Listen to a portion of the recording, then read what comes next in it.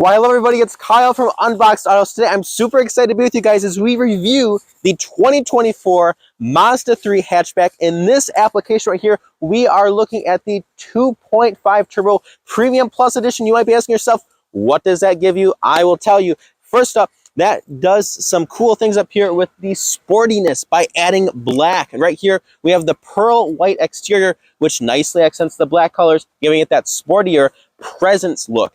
So we have the black air dams right here, lower front fascia in black. Also at the rear of the vehicle, we're looking at that black top spoiler, so that looks pretty cool. We also have some pretty nice wheels on this guy right here. These are 18-inch rims right here, done in black. Again, nice offset from the white paint color. But you know what? Let's get behind the wheel, take this guy for a drive. We're looking at 250 horsepower, 320 pound-feet of torque under the hood. Let's check it out.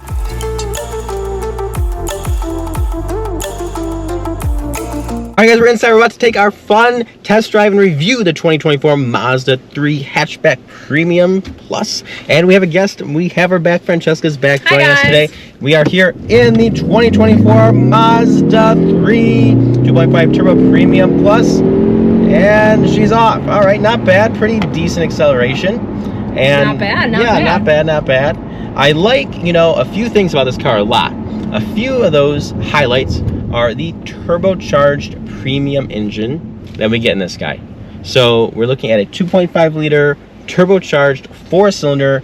It cranks out 320 pound-feet of torque and 250 horsepower. So pretty impressive, respectable for this car. Yep. And again, 0 to 60 time just under 6 seconds, around 5.8 or so seconds. All-wheel drive. Yeah. So we have all-wheel we love drive. all-wheel because we are in Michigan right now. Yes. It's raining, it's cold, it's wet, and this is a practical car for any climate wherever you are. Exactly. And a lot of times these smaller cars do not offer all-wheel drive. I think over the past few years, like the Toyota Prius has come out with all-wheel drive. Not that this car really competes with that car, but it's a smaller, efficient car. Yep. And so biggest competition though for this car. I know that you want to know about that. Yeah, I think that tell me, what's the competition? If why would I want to buy this car versus another car? Tell me about it. Okay, so I think the fiercest competition that you're looking at here would be the Honda Civic. Okay. That's recently kind of updated. It looks pretty nice material. So I think it's probably the fiercest competition. Also, the Volkswagen Golf, also a pretty tight competitor with this car. The Golf has been around forever, so I feel like that's a solid car. Yes, I agree. So Mazda really has to work at it to have your OG Golf fans switch over to this. Yes. So I think it comes down to a few things. I think in terms of quality, from a quality perspective, I think the Mazda 3 is extremely nice on the inside. Okay. And I like, notice the really nice stitching here, even nice soft leather on the door panels. Yes. So I think in terms of the design of this car, really on point for this segment. And again, the interior quality is quite high. I think though that in the past few years, especially with some newer models that from both Honda, Volkswagen, Hyundai, Kia, etc., they've all stepped up their quality game a little bit. But I think a few things really stand out to me on the interior of this car. The first being these really cool aluminum speaker grills. So this is the premium Bose audio system that has a 12 speaker system. Sounds really good. Excellent sound system. Yeah, what do you your thoughts on that sound system? I mean, I true and true love to jam to really loud music. It's too loud sometimes. But this car allows me to enjoy the quality of the music that I like. So it turns and sound, and it's just really a great quality. And I was going to add something to the interior. This is a very comfortable vehicle in my opinion for being kind of a sporty, smaller vehicle. I really feel comfortable. It's a great seat. It's cushy. It's just overall it's very comfortable. Yes. And I think adding to that is that the Mazda 3 stands out as probably one of the, if not the sportiest vehicle in the segment. Oh, okay. And so, I feel like, people who like to have a sportier drive will really appreciate, this car and its driving dynamics. A little bit more then so that's another reason to buy this car. If you really appreciate, you know, a sportier driving dynamic, then this car is going to deliver. Kyle, tell me about the handling on this car. Very good handling. Yeah, so really pure steering. I really like the feedback. It does not feel electronic at all, and it feels very connected to the road. And a lot of times, especially in this segment, in the smaller car segment, you know, you get in a car and it's really just meant to be, you know, comfortable and you know, easy to kind of take the wheel and just go. Yep. But this car, you know, it really is about really feeling the wheels connected to the road. Nice tight steering, really crisp suspension. So we have a lot of road hold, very minimal body roll. So yeah, I think in terms of handling is very, very good. I think we do sacrifice just a tiny bit of ride comfort. You know, like we really feel that the bumps are definitely muted and it's very comfortable still, but we do feel the bumps in the road quite, you know, they're present. But that's also, on the flip side, we get a lot of road feedback for when we're trying to do, you know, some nice windy turny roads, things like that. And then of course we do have again, this is the premium model. It costs a little over $36,000 base price, which is competitive on the upper side of the pricing for the segment. But this is the premium package. This is the fully loaded top of the top. Nothing but the best. Yes, and you can actually buy the hatchback Mazda 3. Starting price is, I believe, just a hair over $26,000. So this premium model adds about $10,000 worth of pricing. Of course, there are some models in between this fully premium model and the base, shall we say, turbo premium model. Right. So yeah, there's a lot of different options for us. But yeah, the handling, really good handling, and again, responsive engine. I think for what it is, it does an excellent job. If you're someone who likes to go on road trips or just go on a drive, I always like to find the most curviest, scenic roads possible. So this is a really good car for that. It's easy, it's smooth. Yep. Like, yeah, we can just really come out of there like that. It just feels so natural for this car, and it's very nice. Very nice. Yes. I also really like the sporty 3-spoke steering wheel. You see, we have that nice 3-spoke steering wheel design. Really like that. We also have these brushed aluminum buttons, which I think are a nice touch. Smooth. Yes. The steering wheel is heated, which again is really nice in a colder climate. Again, we're in Metro Detroit. It's almost Christmas time. It's December. It's chilly. It's cold. That's a really nice touch, especially if you forget your gloves like I do all the time. That's a really nice addition. Heated seats, obviously. It just has all the things the luxuries that you want. That makes it easy.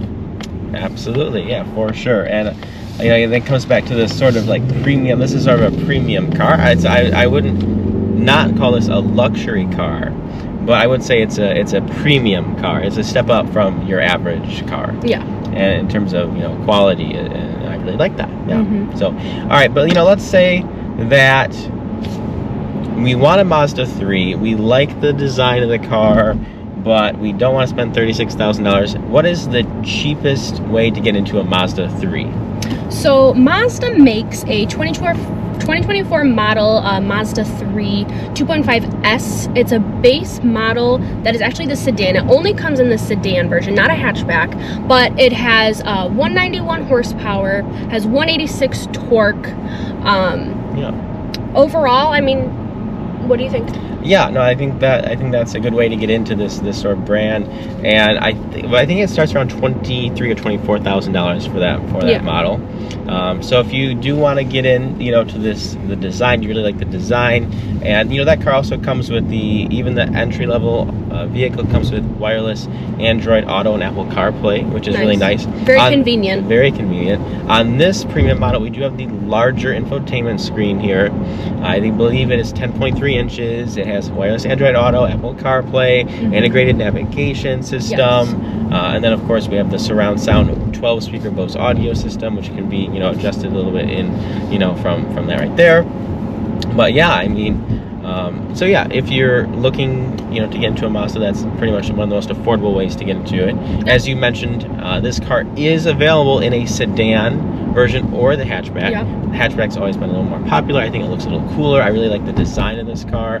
That the rear hatch, kind of the hub there, looks really nice. Yeah. The side profile, pretty sporty. And then again, on the premium model here, we do get that blacked out front air dam area and lower splitter area, which I think is a nice sporty touch. Very to it. sleek. Very sleek.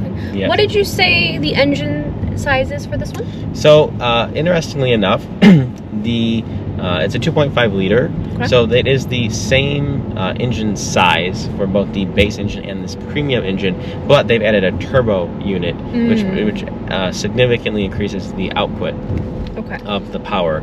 I think you mentioned, what is it, 181 horsepower around for the base, or 196 horsepower? 191 horsepower. 191 horsepower in the base engine. Yep. So this ups it to 250, which is a significant increase. Yeah, not bad. And then was at 186 torque on the base engine, and that's 320 torque on this, so it's a significant difference. We do like that torque. Yes. Yes.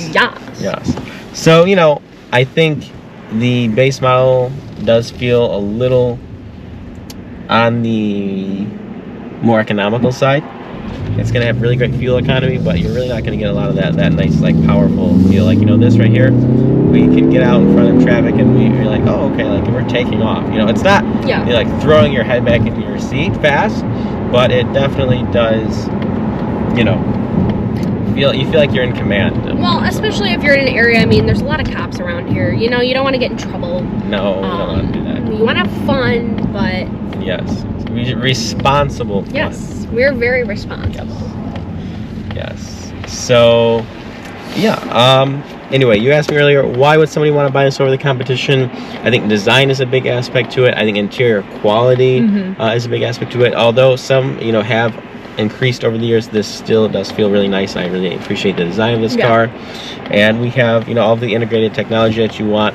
Again, on the top of the line premium model that we have here, we also have that 360-degree bird's eye view camera, which is not common in this segment. It's not common to have the bird's eye view, which is really nice, I think, for especially for parking. Very clear camera as well, very crisp display, high quality, no delay on the camera. So I really like that. And again, good for city parking. Good for around, getting in those tight spaces. You get a perfect 360 view. Something that someone as an owner of a older car can appreciate, because you do your old-fashioned hand on the thing, turn around, but not with this bad boy. So And then also, this car is available in a manual still too, if you want, which is nice. Which, especially if you're more like a sporty person, you appreciate the car as it is. A manual is a no-brainer, obviously. Like, who wouldn't want a manual? Yep. So that's nice. That's something that nobody. I think that the Golf probably still offers a manual, but other than that, nobody else offers a manual. Right, and that's a dying art. We need to keep that alive, people. Exactly.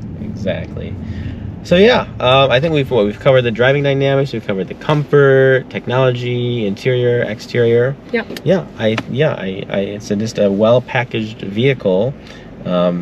And it's been around for quite a while for Mazda, and it continues to be, I think, a strong contender in the marketplace of the compact car segment. Yeah. All right. Well, guys, that's all we have for you today. Thank you for joining us. You're welcome. Thanks for having me, Kyle. And until next time, it's Kyle and Francesca for now from Unboxed Autos. Bye.